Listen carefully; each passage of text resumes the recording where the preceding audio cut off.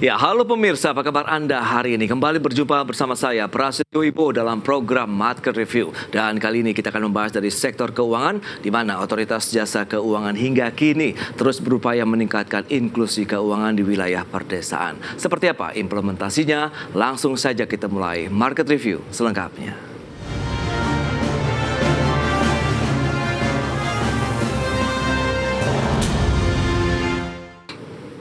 Otoritas Jasa Keuangan hingga kini terus berupaya melakukan langkah progresif guna meningkatkan akses keuangan masyarakat khususnya di wilayah perdesaan. Dan salah satunya melalui program Ekosistem Keuangan Inklusif atau EKI. Beragam cara ditempuh Otoritas Jasa Keuangan atau OJK untuk meningkatkan literasi dan inklusi keuangan masyarakat di tanah air, terutama bagi mereka yang tinggal di perdesaan. Salah satunya melalui program Ekosistem Keuangan Inklusif atau EKI, yang diharapkan dapat mempercepat pengembangan dan meningkatkan kesejahteraan masyarakat desa. Kepala Eksekutif Pengawas Perilaku Pelaku Usaha Jasa Keuangan Edukasi dan Pelindungan Konsumen Otoritas Jasa Keuangan Frederika Widasari Dewi beberapa waktu lalu mengatakan, program EKI akan mengoptimalkan potensi yang ada di perdesaan seperti potensi alam, budaya, sosial, dan finansial, dengan ketersediaan akses keuangan dari berbagai sektor jasa keuangan seperti perbankan, asuransi, dan pasar modal.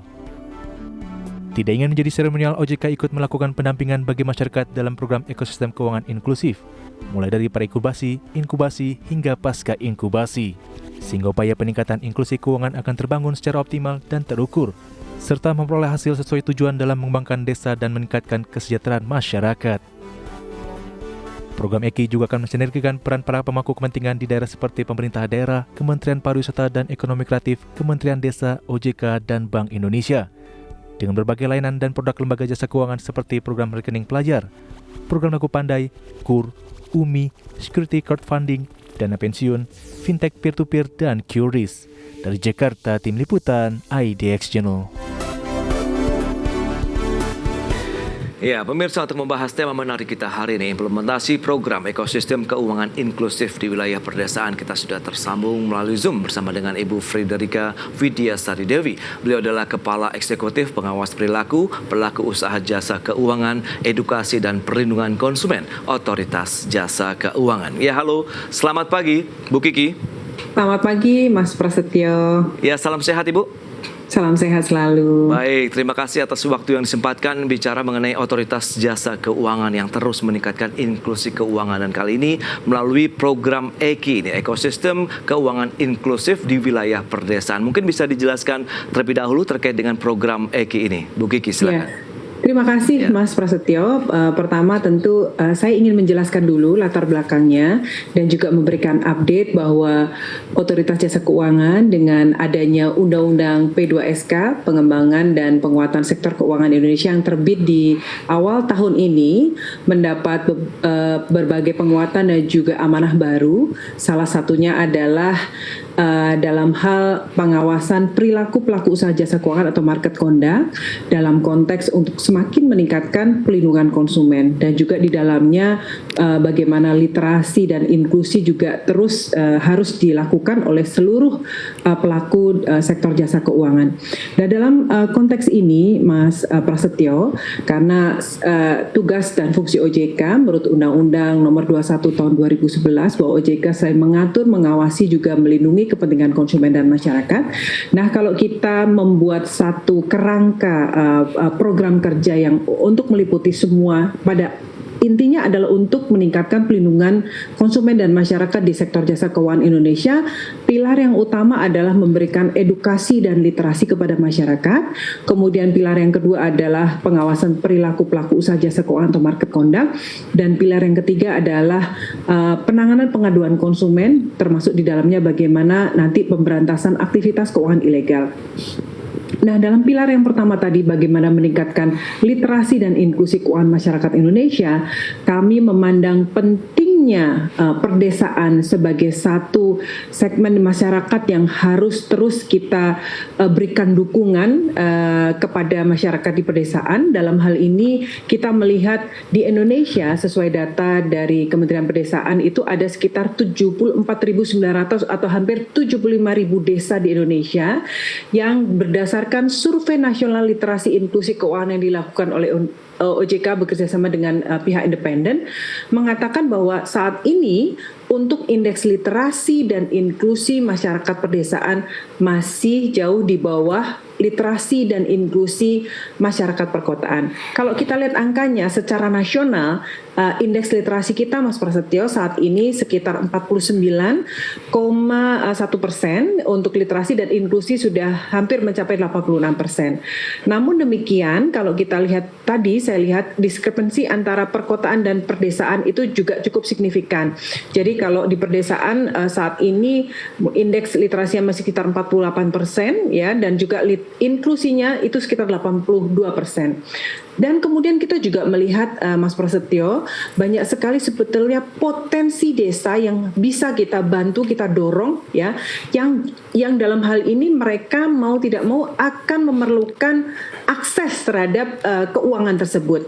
Nah, dalam hal ini Mas Prasetyo, kami mengusung program ekosistem keuangan inklusif yang kemudian kita masukkan dalam roadmap pengembangan edukasi, literasi, dan perlindungan konsumen kepada masyarakat tahun 2023 sampai dengan 2027. Dalam hal ini contohnya untuk ekosistem keuangan inklusif ini kita menyusun generik model di wilayah perdesaan yang kemudian kita bekerja sama dengan Kementerian Desa dan juga daerah tertinggal dan juga dengan Kementerian Pariwisata Ekonomi Kreatif dan juga nanti akan bekerja sama dengan Kemenko Marves, ya, kemarin kami baru pulang dari Gerakan Nasional Bangga Buatan Indonesia di Riau. Kami melihat sebenarnya desa ini potensial luar biasa. Baik. Ya, seperti itu. Jadi kita kemudian akan membuat satu generik model yang akan direplikasi di berbagai desa di Indonesia, dan kemarin untuk kick off-nya kita lakukan di Tanah Datar di Sumpu di Sumatera Barat, Mas Prasetyo. Itu dia. Beragam upaya nampaknya cukup gencar begitu ya dilakukan oleh Otoritas Jasa Keuangan dengan latar belakang tadi perbedaan ataupun gap inklusi dan juga literasi keuangan antara masyarakat di wilayah perdesaan dan juga perkotaan yang juga harus dikejar ini. Dan implementasinya dari program EKI ini sejauh bagaimana Anda melihat begitu, Bu Kiki? Apakah efektif juga untuk meningkatkan literasi ataupun inklusi juga di masyarakat pedesaan? Iya, Mas Prasetyo, kalau kita melihat, kalau kita menggunakan piramida ya dalam hal literasi dan inklusi, untuk paling bawah dari piramida adalah bagaimana membuat masyarakat ini memahami atau well literate tentang produk jasa keuangan. Okay. Kemudian di level berikutnya adalah bagaimana membuat masyarakat terinklusi atau sudah menggunakan produk dan jasa keuangan termasuk memahami risikonya. Dan di piramida paling atas bagaimana produk dan jasa keuangan ini tidak hanya paham, pakai, tapi juga meningkatkan kesejahteraan masyarakat. Dalam hal ini kita melihat sangat klop ya untuk kita dorong untuk masyarakat perdesaan di Indonesia. Contohnya kemarin waktu kita kick off di Sumatera Barat, kami melihat di sana kan banyak nagari atau desa yang potensial luar biasa dan harus kita bantu. Nah, kita memilih tanah datar di Sumatera Barat, kita kerjasama dengan gubernur dan juga bupatinya yang juga sangat sinergi yang sangat baik. Contoh sekali ya, Mas Prasetyo, di sana itu punya potensi, di sana itu kita sejauh memandang itu melihat pohon sawo gitu ya. Okay. Itu satu potensinya. Kemudian juga baharinya, nelayannya, bagaimana ikan bilis, kemudian diproduksi menjadi makanan dan lain-lain. Tenunnya juga cantik-cantik luar biasa. Dan dalam hal ini kita melihat mereka itu perlu dibantu untuk inklusi ya. Maka itu kita bekerja sama dengan beberapa pelaku usaha jasa keuangan seperti kita kemarin dengan SMF ya, kemudian dengan Pegadaian, BRI, Bank Nagari, dan juga beberapa perusahaan yang lain, kita kerjasama. Contohnya misalnya, mereka itu kan wisatanya juga bagus. Bagaimana nanti misalnya SMF ini kemudian akan membantu ya, membuat untuk homestay. Kemudian kalau kemudian bagaimana ini para UMKM yang kebanyakan ibu-ibu ini Mas Prasetyo, kita harus mendukung perempuan ya, yang bagaimana mereka menggiatkan untuk mendukung ekonomi keluarga, ini juga harus dibantu dengan akses keuangan bisnis. bisa dengan program mekarnya PNM, bisa dengan UMI-nya, BRI, dan juga bagaimana nanti diajari investasi oleh Pegadaian untuk misalnya investasi emas dan lain-lain. Jadi untuk menuju ke sana kita harus sinergi dengan antara OJK, kementerian lembaga lain, dengan pemerintah setempat dan juga pelaku usaha jasa keuangan. Harapannya ini akan direplikasi di berbagai wilayah pedesaan di Indonesia. Nah, mekanismenya seperti apa begitu sehingga akan memudahkan masyarakat untuk mendapatkan akses entah itu permodalan, kemudian dari inklusi keuangan. Kita bahas nanti di segmen berikutnya. Bu Kiki, kita akan jeda dulu sebentar. Baik pemirsa, jangan beranjak dari tempat Anda. Kami masih akan segera kembali sesaat lagi.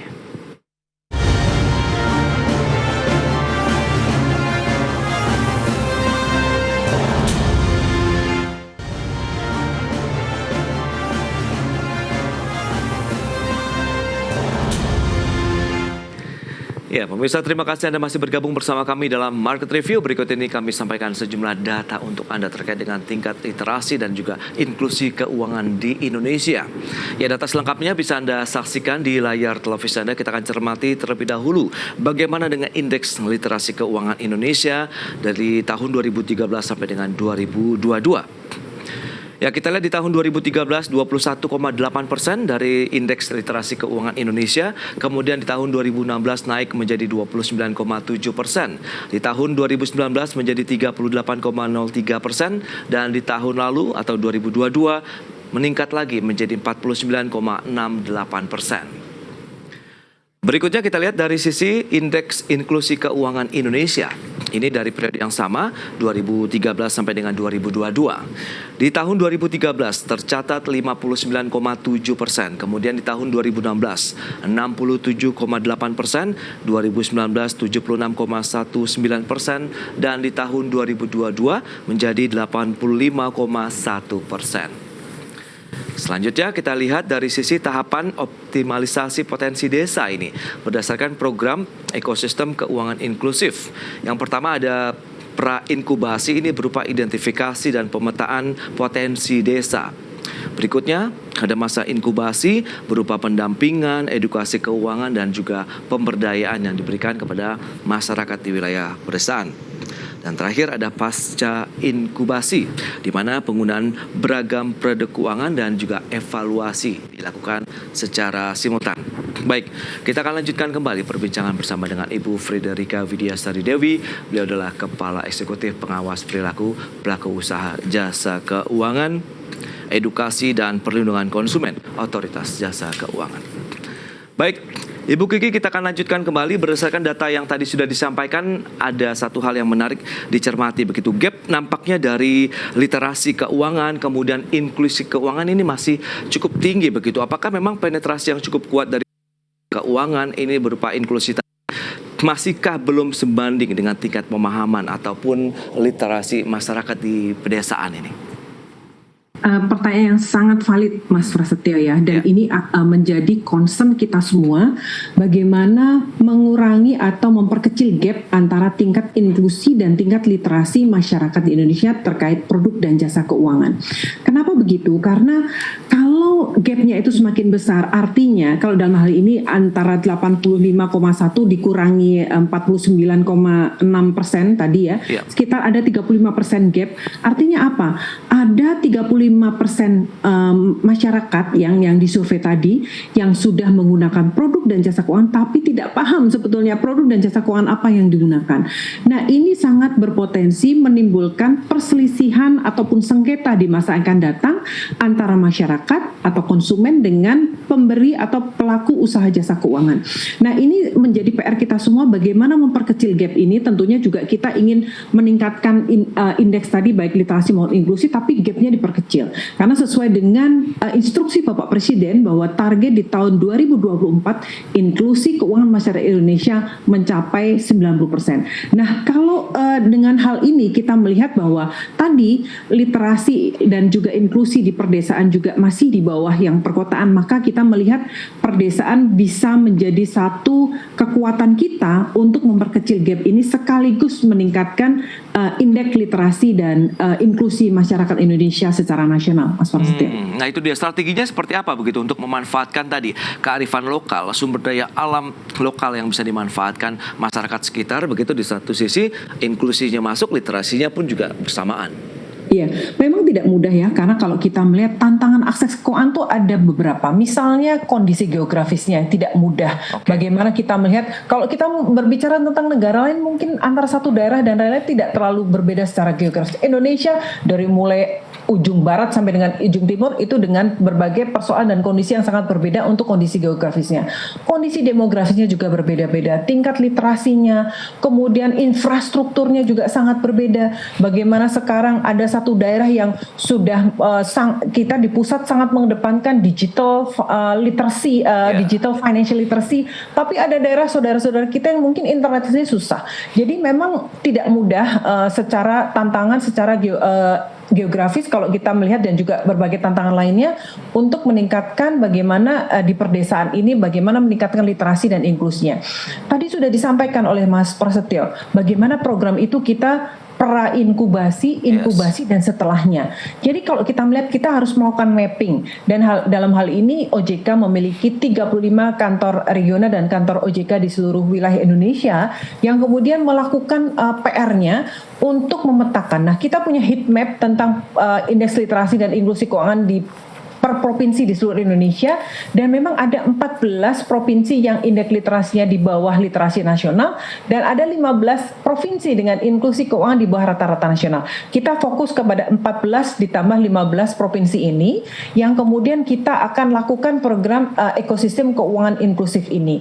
Dan harapan kita tidak hanya kemudian penduduk ini kemudian literasi dan inklusinya meningkat, tetapi bagaimana mereka juga meningkatkan kesejahteraan melalui produk dan jasa keuangan yang terus kita tanamkan ke mereka. Dan ini juga kita lakukan melalui program tim percepatan akses keuangan daerah bekerja sama dengan pemerintah setempat atau pemerintah daerah yang saat ini kita sudah memiliki 494 TPAKD di seluruh Indonesia, Mas. Dalam hal ini kita juga mempunyai banyak program-program yang generik model. Misalnya kita punya KPMR, kredit pembiayaan melawan rentenir. Bagaimana ini bisa membantu ibu-ibu UMKM yang luar biasa. Saya pernah waktu itu ke Jogja misalnya, ke satu tempat di Taman Sari gitu, bagaimana melihat ibu-ibu yang jualan gorengan dan lain-lain. Itu kita harus bantu supaya mereka nggak masuk ke ranah rentenir ini. Kita bantu pembiayaan, dan kadang-kadang pembiayaan dibutuhkan tidak besar, Mas. Misalnya 1 juta sampai dengan 2 juta, tapi itu bisa membantu mereka dan bisa meningkatkan kapasitas mereka dalam berusaha dan berupaya ya untuk juga meningkatkan kesejahteraan keluarga mereka, dan ini terus kita lakukan di seluruh wilayah Indonesia. Nah, peran dari pemerintah daerah sendiri bagaimana begitu Bu Gigi? Bagaimana keterlibatan antusiasme mereka juga begitu bisa mengangkat ekonomi mereka di pedesaan khususnya? Tentu kita tidak bisa bekerja sendiri, harus melalui sinergi dan kolaborasi dengan pemerintah setempat, baik itu tingkat provinsi, kabupaten maupun kota. Tadi saya sampaikan kita punya 494 tim percepatan akses keuangan daerah yang juga bekerja sama dengan Pemprov, Pemkot, dan Pemkapnya. Mereka tentu juga punya program untuk meningkatkan kesejahteraan masyarakat, tapi kita bantu kuatkan dengan channeling dengan para pelaku usaha jasa keuangan. Contoh misalnya, mereka punya bimbingan kepada UMKM, kita kemudian bantu untuk memberikan akses kepada inklusinya. Contoh kemarin kita kembali dari Gernas BBI Bangga Buatan Indonesia di Riau, di situ dilakukan kurasi terhadap beberapa ratus UMKM, kemudian diseleksi dan kemudian kita pilih pemenangnya. Dari situ kita memberikan inklusi, kita memberikan pembiayaan ya, tentu melalui rekan-rekan di pelaku usaha jasa keuangan kemarin dengan Bank BRI, Bank BNI, Bank Mandiri, dan beberapa bank lainnya, dan juga bank setempat tentu, bank daerahnya. Itu kemudian mereka memberikan akses ya, pinjaman atau kredit kepada para UMKM itu. Nah, tugas kami OJK selain memfasilitasi channeling tersebut, juga kami melakukan pendampingan ya, berserta juga dengan PUJK tersebut. Bagaimana misalnya setelah mendapatkan akses pembiayaan tersebut, mereka bisa mengelola keuangan bisnisnya, memisahkan dari keuangan keluarga, misalnya seperti itu, supaya kemudian mengakselerasi usaha mereka dari UMKM ini bisa naik kelas seperti itu, Mas Prasetyo. Ya, kita tahu kan usaha mikro ini juga selain butuh edukasi adalah pendampingan. Sejauh mana pendampingan yang diberikan oleh OJK sendiri ya, Bu Kiki, kita akan bahas nanti di segmen berikutnya. Kita akan jeda kembali, dan pemirsa tetaplah bersama kami.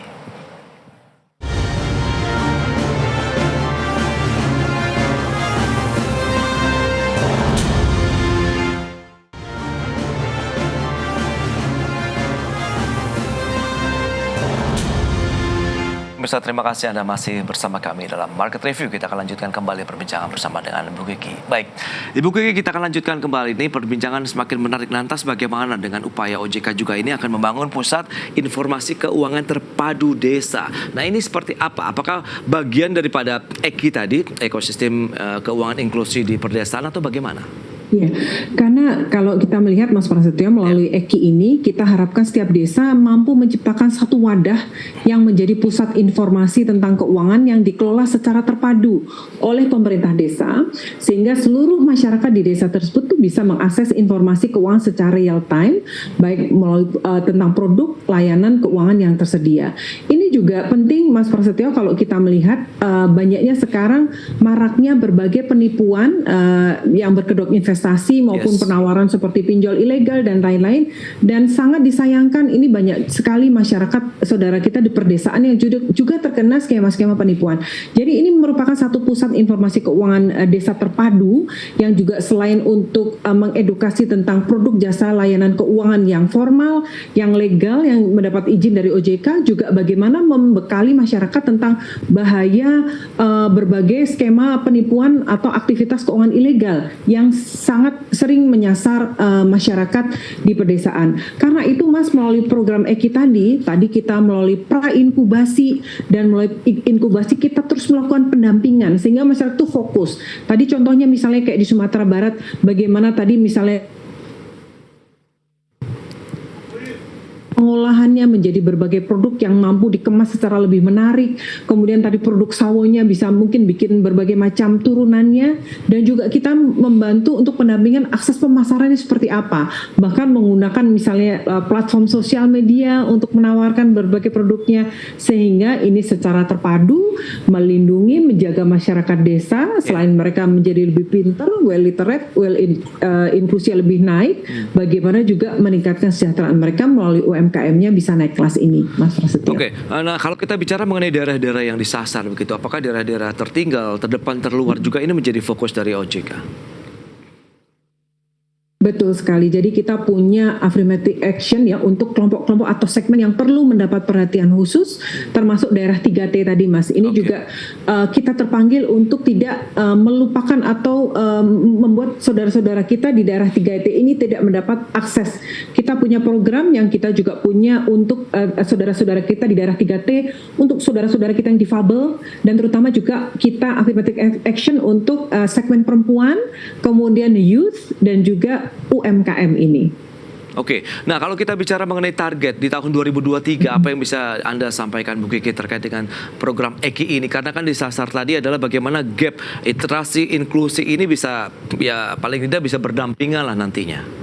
Untuk terkait EKI, target kita tahun ini kita sudah tercapai dalam hal kick-off-nya sudah, dan kita mau mereplikasi EKI ini melalui kantor regional, kantor OJK kita. Jadi kemarin misalnya untuk Bali, mereka sudah mengajukan beberapa desa, di Riau beberapa desa, Lampung ini sedang dalam proses, dan kita akan melakukan launching begitu bersama dengan Pemda dan juga kementerian lembaga lain. Kita bekerja sama. Harapannya tahun ini bisa meningkatkan literasi dan juga inklusi masyarakat. Tapi kita akan melihat yang target utama kita di tahun 2024, target inklusi kita seperti arahan Bapak Presiden bisa mencapai di atas 90% gitu. Oke, keterbatasan terkait dengan teknologi, khususnya mungkin kita tahu jaringan komunikasi, internet dan lain-lain, ini apakah menjadi satu permasalahan yang bisa terpecahkan begitu, Bu? Ini juga menjadi PR kita bersama, bagaimana kemudian akses digital yang tidak merata di masyarakat Indonesia.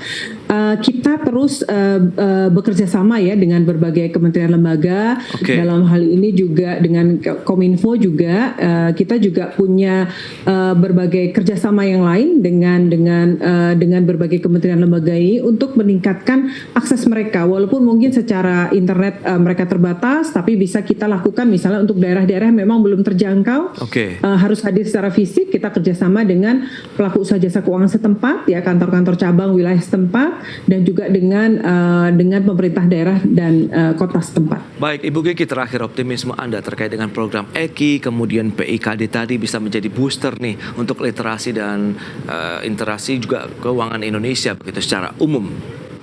Kami sangat optimis bahwa program EKI ini akan menjadi booster untuk peningkatan indeks literasi dan inklusi masyarakat di pedesaan dan untuk mengangkat juga untuk di Indonesia secara keseluruhan.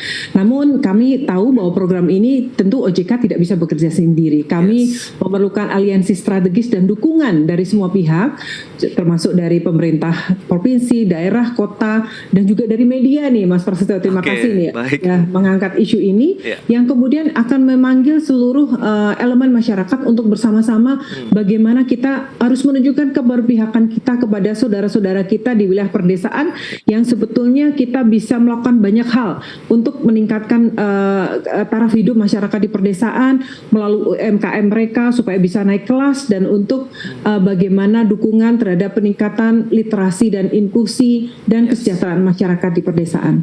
Baik, kita tinggal tunggu lagi action selanjutnya dari Otoritas Jasa Keuangan ini. Ibu Kiki, terima kasih banyak atas waktu dan sharing yang sudah Anda sampaikan dengan sangat gamblang sekali terkait dengan program EKI dan juga target-targetnya di sepanjang tahun 2023 ini. Selamat melanjutkan aktivitas Anda kembali dan salam sehat, Bu Kiki. Salam sehat. Terima kasih Mas Prasetyo. Salam.